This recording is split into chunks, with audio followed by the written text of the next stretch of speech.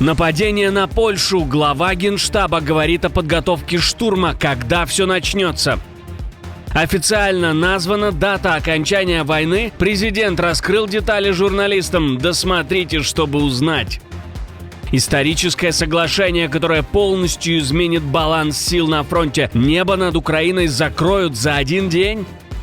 Крупнейшее хищение в истории страны. Мир такого не видел давно. Президент заявляет о смерти государства. Что украли, где и сколько? Это решение шокирует россиян. Лучшие практики белорусского режима теперь в России. Что задумали власти? Об этих и других самых главных событиях утро вторника, 18 ноября. Самые важные и срочные новости, эксклюзивные подробности. Вы смотрите информационный выпуск «Нехта». Оперативно о событиях в России, Беларуси, Украине и мире. Раньше и понятнее других. Все, что нужно знать сегодня. Серия диверсий на железной дороге выглядит не случайностью, а подготовкой к куда более опасному сценарию. И уже потом военные прямо объясняют, кто-то целенаправленно расшатывает страну изнутри. Начальник Генштаба войска польского заявил, что противник ведет подготовку к возможной агрессии, создает атмосферу недоверия к государству, армии и полиции, пытается дестабилизировать страну и вызвать панику. По его словам, сейчас решающей становится реакция самих граждан. Кроме того, генерал называет ситуацию типичной для 1939-го. Противник начал подготовку к войне. Он создает здесь определенную среду, которая должна привести к подрыву доверия общества к правительству и к базовым институтам, таким как вооруженные силы или полиция. Это может привести к формированию условий, благоприятных для потенциального ведения агрессии на территории Польши. Генерал напомнил о программе «В готовности», тренировках, на которые любой желающий может записаться. Интерес оказался неожиданно высоким. 17 тысяч поляков уже вступили в этот пилотный проект. В следующем году обучение расширят так, чтобы участвовать мог каждый.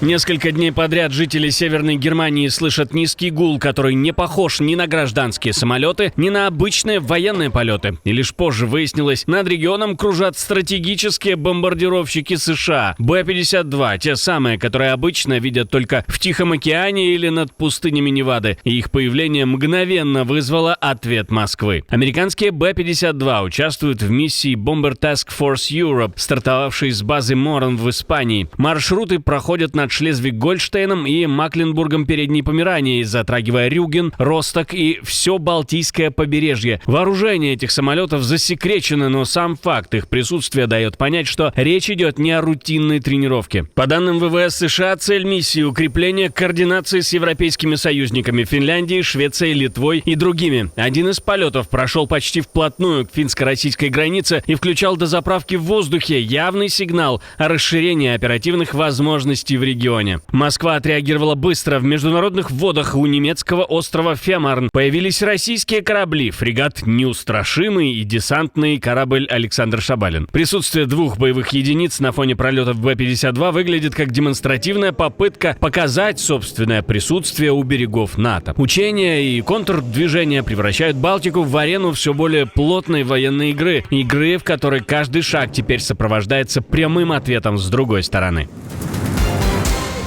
Украина и Франция готовят усиление, масштабы которого сначала казались преувеличением, пока Зеленский не произнес первые цифры. И именно здесь интрига прорвалась наружу. Париж готов передать Киеву то, что меняет баланс сил в воздухе и на земле. Украина, по словам президента, сможет получить 8 систем ПВО САМПТИ, 100 современных истребителей Рафаль F4, мощные радары и целый набор высокотехнологичного оборудования. И неожиданный элемент — 55 электровозов, которые должны укрепить логистику и устойчивость украинской инфраструктуры. Некоторые позиции Зеленский сознательно не раскрывает, подчеркивая, что преждевременная огласка может навредить и Киеву, и союзникам. Эммануэль Макрон заявил, что Украина станет первой страной, получающей перспективную систему САМПТИ, разработка которой еще продолжается.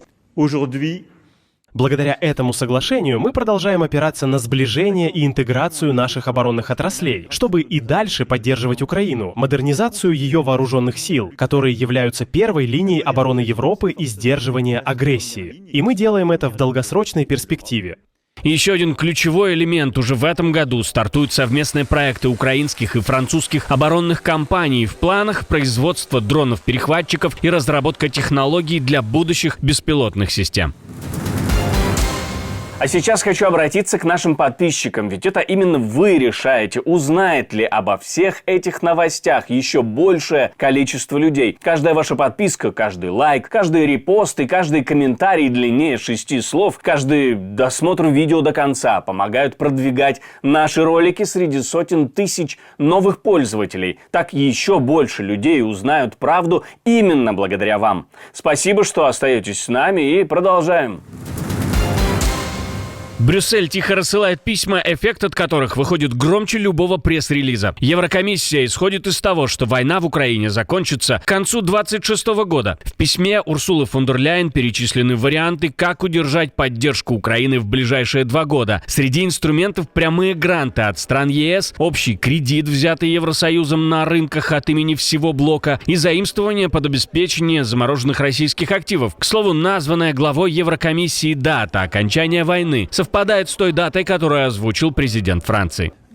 Каждый день — это новая борьба, и я надеюсь, что мир будет достигнут к 2027 году. Фон дер Ляйен подчеркивает, эти схемы можно комбинировать и запускать поэтапно, потому что новая финансовая подушка понадобится уже во втором квартале 2026 года. Документ описывает эти меры как временное решение до принятия следующего многолетнего бюджета ЕС, который вступит в силу в 2028 году и сможет стать гарантией для значительно более крупных кредитов. Глава Еврокомиссии призывает страны ЕС договориться до декабрьского саммита, чтобы формально закрепить обязательства по долгосрочному финансированию. За сухими цифрами просматривается главное. Брюссель готовится к тому, что война продлится еще 2 года и заранее строит финансовый мост для поддержки Украины до ее предполагаемого финала. Крупнейшая кража в истории страны и, может быть, даже континента. Аудит госфинансов выявил возможное расхищение до 15 миллиардов долларов при предыдущих правительствах. Расследование продолжается, сумма может вырасти, а речь идет фактически о грабеже, хотя формально этот термин еще не подтвержден. Новая власть еще не успела закрепиться, а уже раскрыла такую дыру в финансах. Мы не преобразуем государство, мы фактически проводим вскрытие. Государство мертво, потому что тот, кто украл более 15 миллиардов долларов, убил государство, которое должно было служить боливийцам. И то, что мы делаем, это скорее не создание или воскрешение, а вскрытие этого государства, чтобы действительно создать государство, которое будет служить боливийским мужчинам и женщинам. Один из эпизодов, который уже вызывает вопросы, закупка 9 французских радаров стоимостью 360 миллионов евро. Они должны были обеспечивать контроль воздушного пространства и борьбу с наркоторговлей, но, по словам ПАСа, так ни разу и не были введены в эксплуатацию. Президент, вступивший в должность 8 ноября, начинает работу под давлением сразу нескольких кризисов. Стране срочно нужны внешние кредиты, а ему самому предстоит проводить непопулярные реформы, сокращать субсидии на энергию и переводить экономику на более гибкий валютный режим. На Dubai Air Show 2025 Россия попыталась сыграть в уверенность, так будто санкций, проваленных контрактов и аварийной статистики просто не существует. Но стоило посмотреть, что именно она привезла на авиашоу, и интрига развеялась. Это не демонстрация силы, а попытка доказать себе самому, что отрасль еще дышит. Главный номер Су-57 на видео тестовый пилот отчаянно выписывает фигуры, будто стараясь перехватить внимание публики любой ценой. Москва годами выдает этот самолет за истребитель будущего, хотя в реальных войсках он присутствует единично и практически не влияет на фронт. Помимо него показали обновленный учебно-боевой Як-130М и транспортный Ил-76МД. Формально витрина ключевых проектов, фактически набор из того, что вообще удалось вывести и не стыдно показать на международной выставке. Лучшие практики Беларуси теперь только в России. Там всерьез возвращаются к идее, от которой пахнет поздним СССР. В стране предлагают сажать людей за тунеядство. Инициатива предусматривает наказание за уклонение от трудовой деятельности до 1 года исправительных работ или до 1 года лишения свободы. Автор уверяет, что таким образом можно сразу решить 3 проблемы: закрыть кадровый дефицит, сократить приток нелегальных мигрантов и даже повлиять на демографию. Логика проста до абсурда. Государство государство обязует всех работать, а кто не вписывается, отправляется на принудительный труд. По сути, это попытка силой подправить рынок труда и одновременно показать, что праздно живущих в стране быть не должно. Но за сухими формулировками скрывается куда более жесткая реальность. Россия фактически возвращается к практике, которая десятилетиями считалась символом репрессий, и теперь ее проталкивают как социальную меру.